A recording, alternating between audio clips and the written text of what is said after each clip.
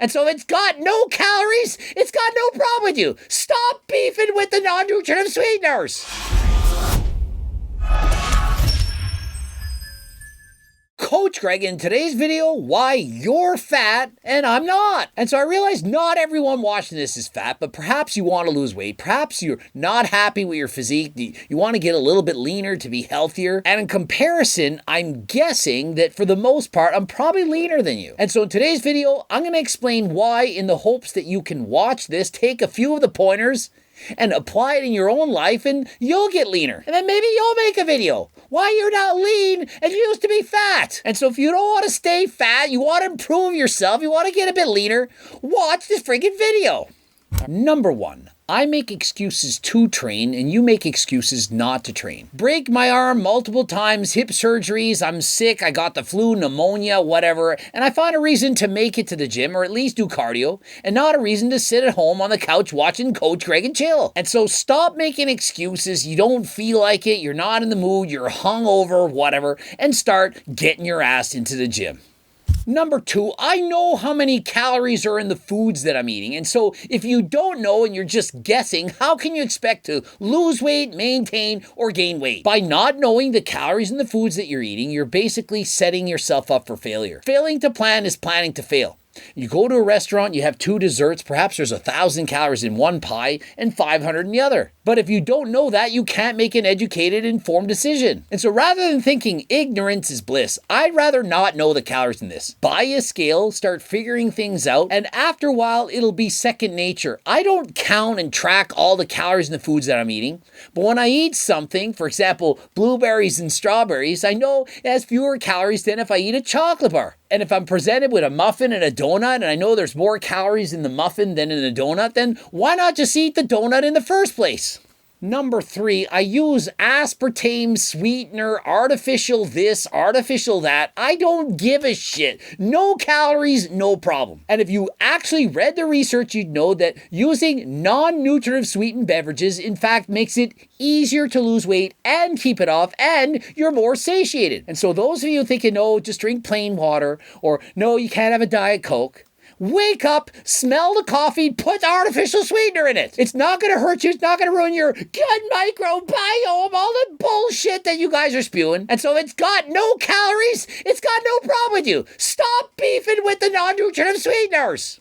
And number 4, I lift weights. If you lift weights, you have more muscle mass. You burn off 8 calories per pound just at rest. That's your BMR. And if you add in the extra calories burnt through NEAT, non-exercise activity thermogenesis, as well as through exercise, by adding in 10 pounds of extra muscle, on average, you're burning 200 to 300 extra calories per day. And so if you want to have a lean physique, please don't forget to lift weights.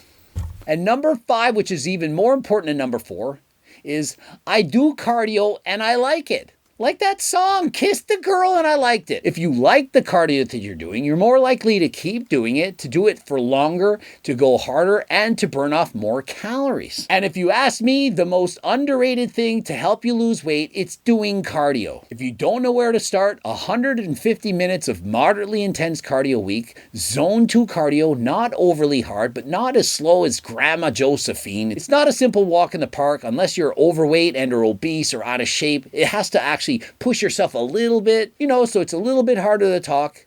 And so you can't lay back on a recliner bike, reading a magazine and burning off 14 calories in an hour and think that's enough. You need to push yourself a little bit. Over time, you become a better butter burner. You burn more calories in less length of time. And for the most part, most people, if they're consistent with their cardio, they can get twice as good at it. And what that means is you'll burn twice the calories you once burnt when you first started.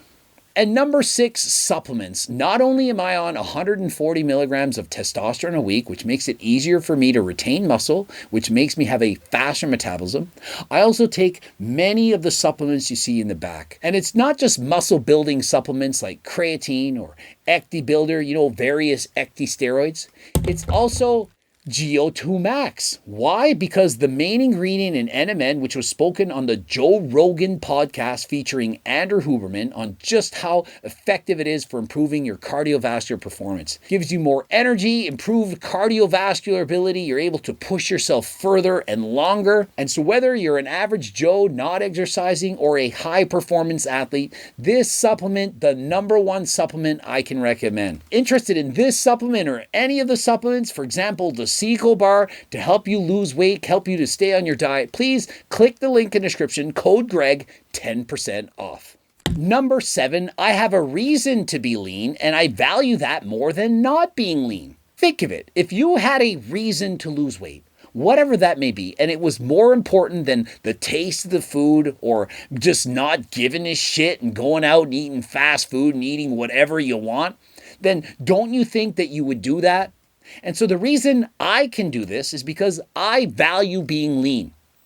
I'm racing bikes. I want to win the races. And if I'm heavier, I'm going to be slower. Also, I'm a professional bodybuilder. I've been dieting my entire life. It's something I value. I like it.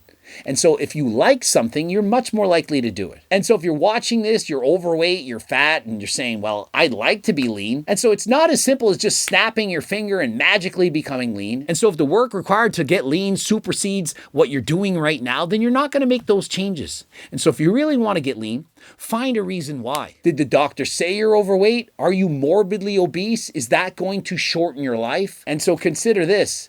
If you are in fact obese, it's going to shorten your life. You might think healthy at every size, but that's bullshit. You're not healthy at every size.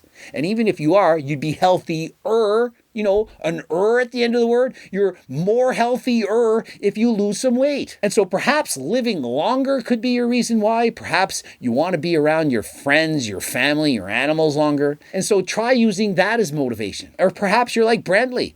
You'd like to go kayaking. You'd like to be able to go for a jog. Perhaps have sexy time with hot women. And so whatever that reason is, find it. And that's going to be your motivation to keep going. And number 8, I think it goes without saying, I eat low-calorie dense foods that have more volume, that have lots of protein, that are lower in calories.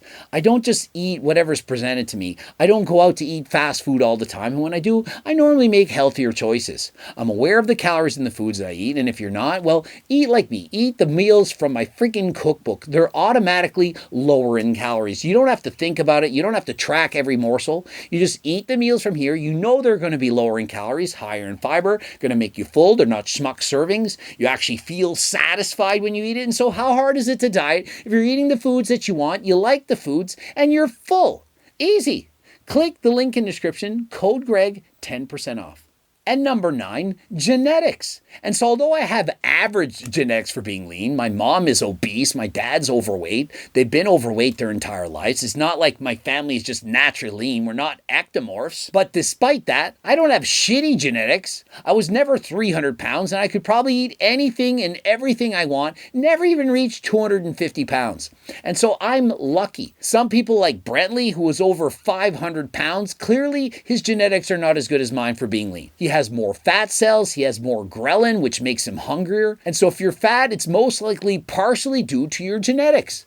But just because you have shitty genetics doesn't mean you can't improve. If you do the things discussed, for example, you do cardio, it's going to lower your set point. It's going to make your body want to be leaner, to release less ghrelin to allow you to have a lower body fat percentage. And so there are ways to trick your body to get leaner. Lifting weights, doing cardio, eating low-calorie dense foods, the list goes on. And so regardless of your genetics, you can in fact lose weight.